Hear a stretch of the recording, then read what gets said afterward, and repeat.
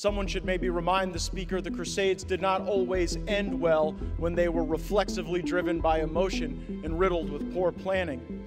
No, this is no crusade for the children. If it were, you wouldn't leave our children as sitting ducks in gun-free zones when they go to school every day. When we have our military veterans and our former members of law enforcement able to carry a firearm responsibly in schools to be able to respond to these acts of violence. The bill is passed. Turns out peaceful Switzerland is one of the most heavily armed nations in the world. And like America, they love their guns. Yet they have almost zero gun violence. How the f is that possible? We respect the guns. Okay, my friends, let's take a closer look together.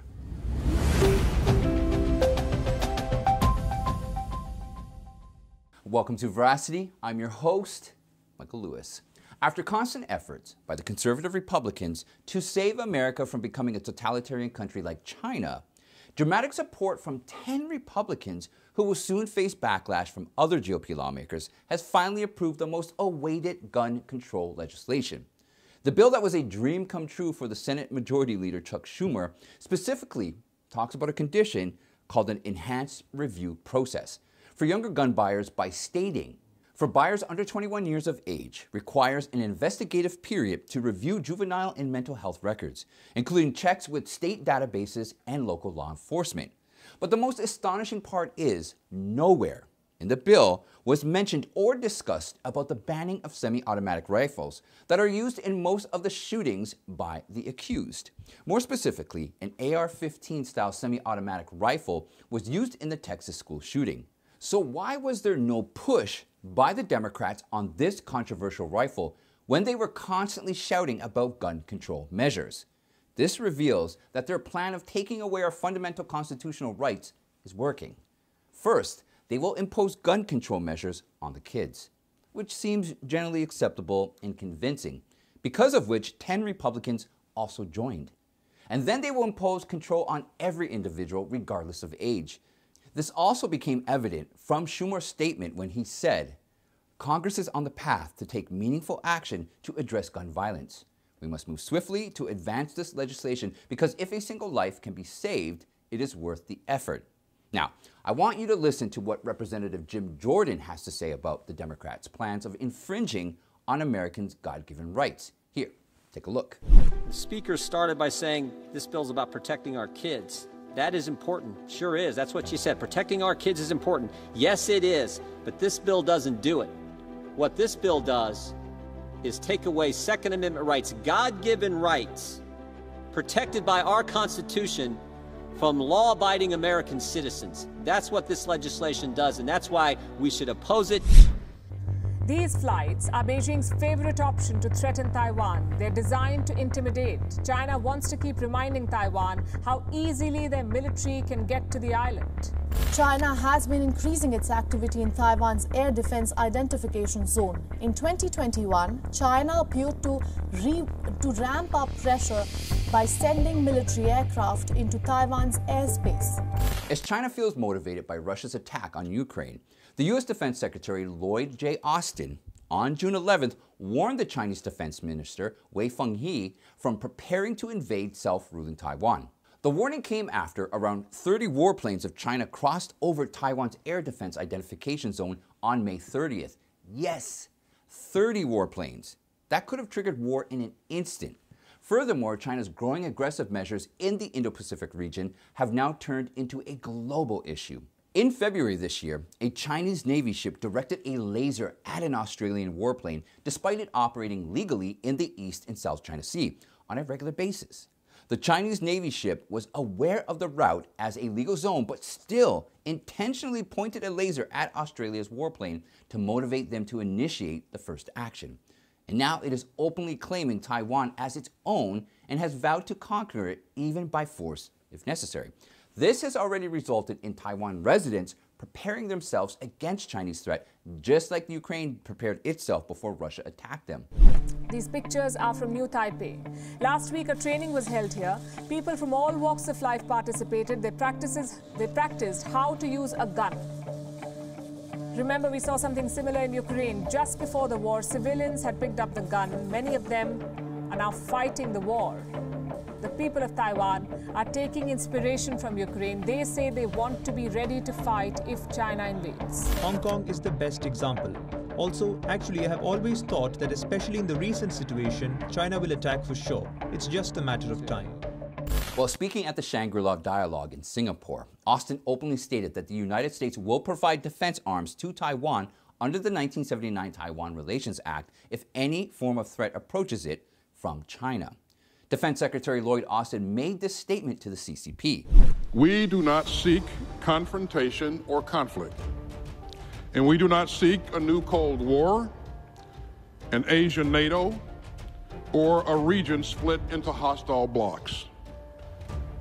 We will defend our interests without flinching, but we'll also work toward our vision for this region, one of expanding security, one of increased cooperation, and not one of growing division. And I continue to believe that we can all agree that stopping China from adopting aggressive measures will bring peace to the Indo-Pacific region and, quite frankly, to the world. The situation could become worse if China invades Taiwan, as it would increase negative supply chain effects, resulting in a rise in the prices of goods that are exported worldwide from China. Apart from gun control measures and rising China's aggression, some astonishing breakthroughs in curing cancer disease have also come forward. An approved cancer treatment called ivosidenib that was once used to treat only 1% of cancers, like pancreatic cancer, can now be applied to the rest of the 99%. According to Dr. Jordan Winter of the University Hospital Sedman Cancer Center in Cleveland, the IDH1 gene, which is responsible for turning our fat into energy, also becomes a life-giving source for the cancer cells when they enter our body. Furthermore, Dr. Ali Vaziri Gohar said, when the cancer has less oxygen and less glucose or glutamine, anything that hurts them, they need a defense mechanism to protect them, which is this important molecule, IDH1. So when the cancer cells are dying in a less nutrient environment, IDH1 will create sufficient proteins for giving energy and keeping the cancer cells further alive. Until now, ivosidenib treatment in the case of pancreatic cancer was used to stop the IDH1 gene from helping the cancer cells stay alive. However, the experts have found that instead of stopping the IDH1 gene, if they remove the IDH1 entirely from the body, they will be able to cure all the variants of cancer with ivosidenib treatment. Now, it should be noticed that the IDH1 is a significant gene that releases sufficient proteins for turning our food into energy. So removing it entirely could cause severe harm to an individual. When the researchers conducted this surgery on mice, they suffered severe liver injuries. Nevertheless, by keeping in mind that this drug is already approved by the FDA for IDH1 mutant cancers, the researchers are optimistic about its approval and their ability to find a safe way to implement this treatment. A local veteran who says he was one of Brown's good friends shed some light on why Brown got involved with the January assault. He said, quote, "I want to stop short of calling him a radicalized guy. He's mad at the government and feels like a lot of Americans that freedom is diminishing." He was approached by the FBI in December and asked to infiltrate the Oath Keepers. And his friend tells me, quote, "This guy was in a recruiting poster. He is one of the most highly decorated soldiers out there. I don't want to convict this guy in the court of public opinion." And what you're about to witness is an FBI personal meet with the sole intention of creating an excuse to meet with me, to recruit me to be a confidential informant. And so if we don't wake up, if we don't unite, white and black, male and female, left and right, and realize that the actual true enemy are these corrupt, kleptocratic, technocratic tyrants in DC, then you're gonna enjoy your vaccine, I guess. Their goal is to take down America and build back better in a form suitable to their authoritarian utopia dreamland, also known as the Great Reset. These words are expressed by former Green Beret and U.S. Special Service Master Sergeant Jeremy Brown, who is currently being held in a Florida jail for his involvement on January 6th. Being aware of how the corrupt machinery of the government runs, Jeremy remained quiet and served and protected Americans. However, on January 6, 2021, and before the first House committee hearing held recently, he stood for the people of America by issuing this important message to Americans. Tonight, they are going to scream their lie loudly and often. With much Hollywood drama, they hope you will buy it as truth. But do not be deceived. Just look around. They need us to blame each other so we don't blame and hold them accountable. At a time when violent crime and property crime are skyrocketing faster than inflation and gas prices, your government wants you disarmed. Brown, who was arrested on charges of entering a restricted building and disorderly conduct in a restricted building, further argued that he's being held not because of these charges, but because he has knowledge of the truth about the FBI and the Department of Justice. The FBI Joint Terrorism Task Force once attempted to recruit Jeremy, but due to the unacceptable nature of the task involved in joining them, he turned down the offer. Here, I want to play a small snippet of Sergeant Jeremy Brown, making a very rational point. Check it out. And Thomas Jefferson said, "You will get as much tyranny as you allow." And he said that because he knew, remember, 3%, probably actually less, 3% of colonists are what led to the freedom that we've enjoyed for almost a quarter millennia, okay? So stand up, push back. If you think it's bullshit, then say it's bullshit. And if somebody tells you it's bullshit, don't just tell them, "Oh, you're a Trumper or you're an anti-masker." How about this? Why don't you go, one, listen to what they have to say, and then look at it for yourself. And if they're wrong, then carry on about your merry way. But if they're right, then do a little bit more research. And then I have a novel idea. Change your mind. In the end of his message, Sergeant Jeremy Brown concluded, "God bless your families and the truth seekers. May God hear our prayers and cries for liberty and justice to be restored. De oppresso liber, liberty or death. My name is Jeremy Brown, inmate 187-5858, and this is my warning to America." They're constantly monitored by facial recognition cameras that are able to instantly put a face to a name. Now, the Chinese are also ranked, given a mark out of a possible 950 points. A score in the 700s is considered good. Around the 500 mark is not. For now, the number is a sort of bank credit rating, keeping track of everyone's spending habits. Buying cigarettes would count against her. On the other hand, nappies show she's an attentive mother. Beer could indicate alcoholism. She'd be better off buying water.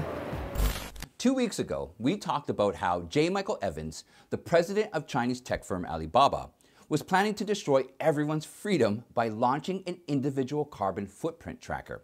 I want you to take a look at how proudly he explained it. We're developing, through technology, an ability for consumers to measure their own carbon footprint. What does that mean? That's, where are they traveling? How are they traveling? What are they eating? What are they consuming on the platform? So, individual carbon footprint tracker. Stay tuned. We don't have it operational yet, but this is something that we're working on. So this was 2 weeks ago, and their determination towards controlling our lives is so strong that the execution of their inhumane plan has already started showing its colors. For example, a company called Economy has launched a credit card by partnering with MasterCard. But this credit card is unique because it is responsible for tracking your carbon footprint by auditing all your purchases like traveling and food. And the worst part is, if your carbon footprint fails to comply with the government regulations, they will cut off your spending limit. They're calling it a social credit score. Furthermore, the banks and other financial institutions have also stepped up in controlling human decisions. And this is not something that has just recently started. It has been happening for months or even a year now. In 2021, Chase Bank closed the account of former Trump National Security Advisor Michael Flynn for reputational reasons. And in January, Bank of America, without any warrant, gathered the personal data of all its account holders to find out who traveled to Washington, D.C. or bought a firearm on January 6. And what's important to remember is that after the first week of coming into office, Biden reversed Trump's order that blocked banks from exercising control over customers on ideological grounds, because of which Citibank proudly stopped doing business with gun makers who sell to people under the age of 21, or who sell high-capacity magazines. Although a number of states like Arizona and Kansas are working on legislation to ban personal social credit scores, Kansas State Representative Michael Murphy said that the Bankers Association was not happy with the decision.